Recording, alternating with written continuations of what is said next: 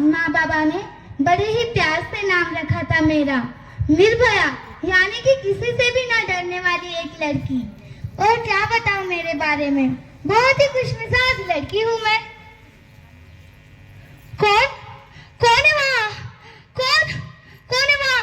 छोड़ो मेरा हाथ, छोड़ो, जाने दो मुझे, छोड़ दो मेरा हाथ, जाने दो, छोड़ दो मेरा हाथ, जाने दो, क्या बिगाड़ा है मैंने आपका, जाने दो मुझे, छोड़ दो मुझे।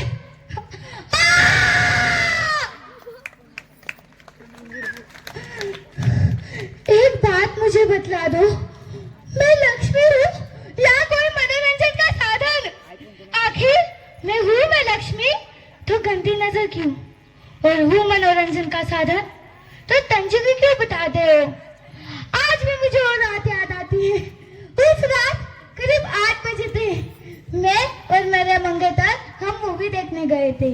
उस रात हमने बहुत सारी खुशियां मनाई थी, पर आने में थोड़ा सा देर हो गया, इसलिए हमें एक भी टैक्सी नहीं मिली, तो हमने सोचा बस से निकल जाते हैं। बस में बैठने के बाद मैंने उससे कहा, चल यार मुझे कुछ ठीक नहीं लग रहा है, बस से नीचे उतर जाते हैं। फिर वो मेरा मंगेतर बस के गेट के पास गया तो उसे कुछ लोगों ने घेर लिया और उसे इतना मारा कि हाथ मरा ना हो जाए। फिर वो लोग मेरे पास आए, छोड़ो मुझे, जाने दो।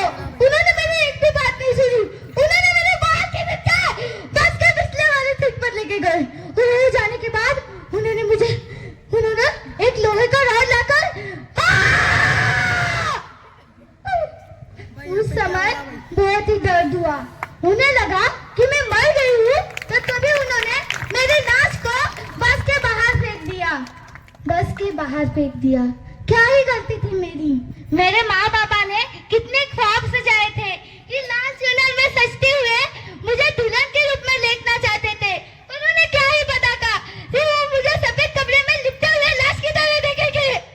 मेरे माँ बाबा ने मुझे डोली उठानी जानी थी, उन्होंने क्या ही पता था कि वो मेरी अर्थी उठाएंगे। क्या ही गलती थी मेरी, क्या ही गलती थी। और क्या गलती थी मेरी?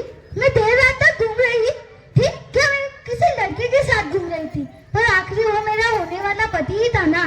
क्या गलती हो गई, क्या गलती हो गई।